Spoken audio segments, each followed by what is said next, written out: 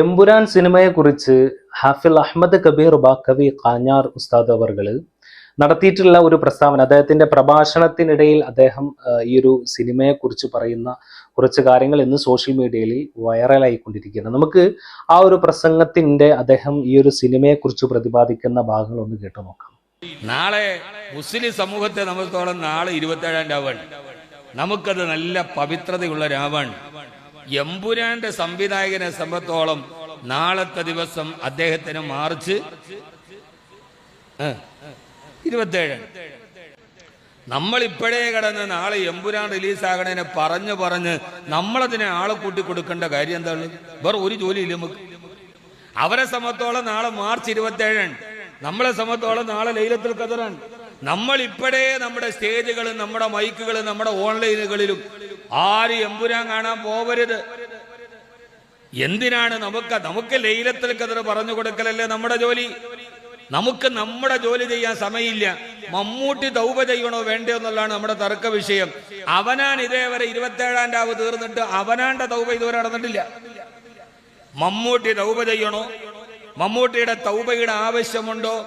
വാർദ്ധക്യ ജരാന്തരകൾ ബാധിച്ചിട്ട് കൃത്യമായി കണക്കുകൂട്ടുകൾ നഷ്ടപ്പെട്ട് ജീവിതത്തിന് അങ്ങേയറ്റത്തിരുന്ന് ആരെങ്കിലും എന്തെങ്കിലും പറഞ്ഞാൽ അതിനും ഈ സമുദായം അതിന് മറുപടി പറയേണ്ട ഒരു ഗതികേടിലാണ് നമ്മൾ എത്തിക്കുക. അതിന് ഈ സമുദായത്തിന്റെ പറ്റിലാണ് അതിന്റെ മറുപടി. നമ്മളെ സംബന്ധിച്ചോളം അതൊരു വിഷയമേ അല്ലല്ലോ. അത് മുസ്ലിം സമൂഹത്തെ ബാധിക്കുന്ന ഒരു വിഷയമൊന്നുമല്ലല്ലോ. നമുക്ക് നമ്മുടെ തൗബയെ കുറിച്ച് മാത്രമല്ലേ ചിന്തിക്കേണ്ട കാര്യമുള്ളൂ. മറ്റൊരാൾ തൗബ ചെയ്യണോ വേണ്ടയോ, അതാണ് ഇപ്പൊ റമദാനിലെ ഏറ്റവും വലിയ ചർച്ച. ഉസ്താദ് കബീർ ബാക്കവി ഇതിനെക്കുറിച്ച് പറയുന്നത് വളരെ വ്യക്തമാണ്. അതിൽ യാതൊരു സംശയത്തിനും ഇടവരുത്താത്ത രീതിയിൽ അതിനെ കൃത്യമായി കൊണ്ട് മറുപടി നൽകുന്നുണ്ട് ബഹുമാനപ്പെട്ട ഹാഫിൽ അഹമ്മദ് കബീർ ബാക്കവി ഉസ്താദ്. കാരണം ഈ ഒരു സിനിമ ഇറങ്ങട്ടെ ഇറങ്ങാതിരിക്കട്ടെ, യഥാർത്ഥ മുസ്ലിങ്ങളെ അത് യാതൊരു വിധത്തിലും ബാധിക്കുകയില്ല എന്നുള്ളതാണ്. ഉസ്താദ് പറഞ്ഞതുപോലെ അവർക്ക് ഇംഗ്ലീഷ് മാസമായിരിക്കും, പക്ഷെ നമുക്കത് റമദാൻ മാസത്തിൽ 27-നോട് അത് യോജിച്ചു വന്നു എന്നല്ലാതെ അതിനപ്പുറത്തേക്ക് വേറെ കാര്യങ്ങൾ ചിന്തിച്ച് നമ്മൾ അതിനെ കൂടുതൽ വഷളാക്കേണ്ടതില്ല എന്നുള്ളതാണ്. പരിശുദ്ധമാക്കപ്പെട്ട റമദാൻ മാസത്തിലാണ് കഴിഞ്ഞ വർഷവും ആടുജീവിതം എന്ന് പറയുന്ന സിനിമ ഇറക്കപ്പെട്ടത്. അപ്പോൾ ഈ ഉസ്താദ് പറയുന്നത് പോലെ കൂടുതൽ വിവാദങ്ങളിലേക്കൊന്നും പോകാതെ നമ്മൾ സ്വയം നമ്മൾ നന്നാകുക, കൂടുതൽ പ്രശ്നങ്ങളിലേക്കും കൂടുതൽ വിവാദങ്ങളിലേക്കൊന്നും നമ്മുടെ മതത്തെ കലർത്താതെ നമ്മൾ സ്വയം ശുദ്ധിയായിട്ടുണ്ടോ എന്ന് ഓരോരുത്തരും ചിന്തിച്ചാൽ തന്നെ ഇത്തരത്തിലുള്ള വിവാദങ്ങളൊക്കെ അസ്ഥാനത്താകും എന്നതിൽ യാതൊരു സംശയവുമില്ല. അപ്പോൾ കബീർ ബാക്കവി ഉസ്താദിന്റെ ഈ ഒരു പ്രഭാഷണം കേട്ടപ്പോൾ ഇത് നിങ്ങളുമായിട്ട് ഒന്ന് ഷെയർ ചെയ്യണമെന്ന് തോന്നി. അതുകൊണ്ടാണ് ഇങ്ങനെ ഒരു വീഡിയോ ഇവിടെ ചെയ്യാനുള്ള കാരണം. എന്നാൽ ചില സോഷ്യൽ മീഡിയകളിലൊക്കെ കബീർ ബാക്കവി നാസർ ഫൈലി ഉസ്താദിനെതിരെ പ്രസംഗിക്കുന്നു. അദ്ദേഹം പറഞ്ഞ മമ്മൂട്ടി തൗബ ചെയ്യണം എന്ന രീതിയിൽ നാസർ ഫൈസി ഉസ്താദ് പറഞ്ഞിട്ടുണ്ട്.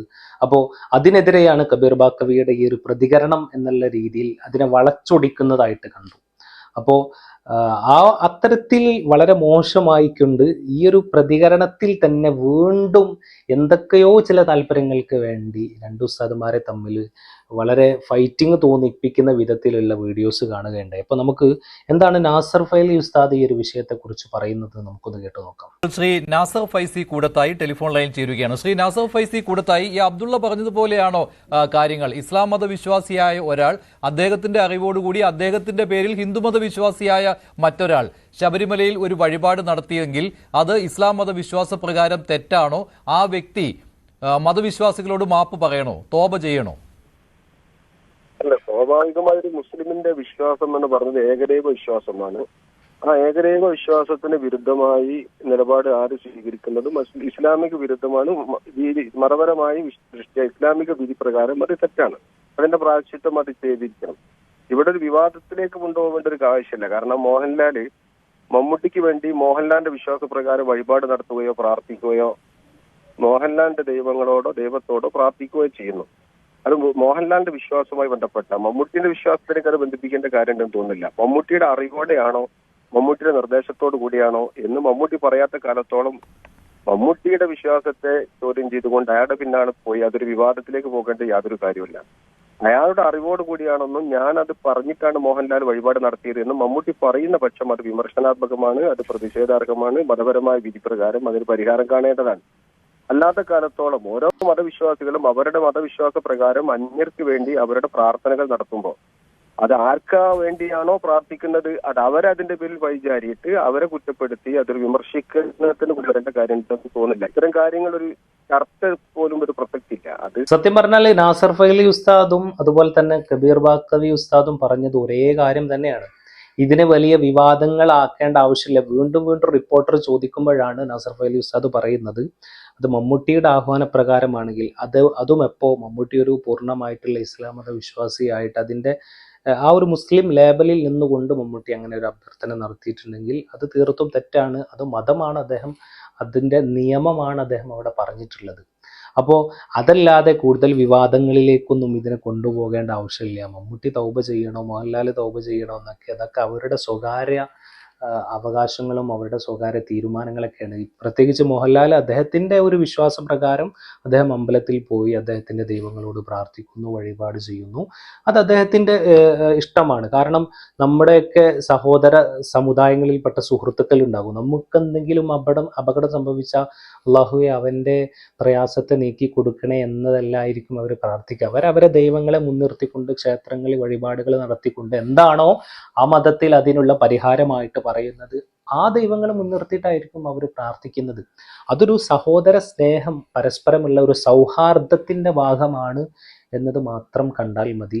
അങ്ങനെ ഇത്തരത്തിൽ ചെയ്യാൻ പാടില്ല, അങ്ങനെ ചെയ്യുന്നത് തെറ്റാണ്, അവിടെ തൗബ ചെയ്യണമെന്നൊക്കെ പറയുമ്പോൾ അത് വലിയ പ്രശ്നങ്ങളിലേക്കും അനാവശ്യ വിവാദങ്ങളിലേക്കും നാസർ ഫൈസി ഉസ്താദൊക്കെ പറയുന്നത് പോലെ ചർച്ച ചെയ്യേണ്ട ആവശ്യമേ ഇല്ല. കാരണം ഇത് വിവാദമായതിൻ്റെ അടിസ്ഥാനത്തിലാണ് ഇത്തരത്തിൽ കൃത്യമായി അദ്ദേഹം ചാനൽ ചർച്ചയിലേക്ക് വിളിക്കുന്നു. എന്നിട്ട് അദ്ദേഹത്തോട് വീണ്ടും ചോദിക്കുമ്പോൾ അദ്ദേഹം കൃത്യമായിട്ടുള്ള ഇസ്ലാമിൻ്റെ നിലപാട് എന്താണ് എന്ന് വ്യക്തമാക്കുന്നു. അല്ലാതെ ഇതിൽ കൂടുതൽ വിവാദങ്ങളിലേക്കൊന്നും പോകേണ്ട ആവശ്യമില്ല. ചുരുക്കി പറഞ്ഞാൽ എമ്പുരാൻ വന്നാലും ആടുജീവിതം വന്നാലും ഇനി ഇതിനേക്കാൾ സൂപ്പർ ഹിറ്റ് ആയിട്ടുള്ള ഒരുപാട് സിനിമകളൊക്കെ റമദാൻ മാസത്തിൽ ഇറക്കിയാലും സിനിമക്ക് പോകണമെന്ന് വിചാരിച്ചു സിനിമക്ക് പോകുക തന്നെ ചെയ്യും. അത് ഖിയാമത്ത് നാളാണ് നാളെ എന്ന് പറഞ്ഞാലും ആരുടെ ഉള്ളിലാണോ പടച്ചവനോട് പേടിയുള്ളത് അവർ പോകില്ല. അല്ലാത്തവരെന്ത് ചെയ്യും? എന്ത് പ്രശ്നം ഉണ്ടെങ്കിലും എന്ത് പ്രതിസന്ധി ആണെങ്കിലും എവിടെന്നെങ്കിലൊക്കെ കാശ് കണ്ടെത്തിയിട്ട് അതിന് പോകും എന്നുള്ളത് വാസ്തവമാക്കപ്പെട്ട ഒരു കാര്യം തന്നെയാണ്. അപ്പോൾ ഈ ഒരു വിഷയത്തിൽ കൂടുതൽ വിവാദങ്ങൾ കൂടുതൽ കണ്ടപ്പോൾ മനസ്സിൽ ശ്രദ്ധയിൽപ്പെട്ടപ്പോഴാണ് ഇങ്ങനൊരു വീഡിയോ ചെയ്യണമെന്ന് കരുതിയത്. Anyway, thanks for watching. അസ്സലാമു അലൈക്കും വറഹ്മത്തുള്ളാഹി.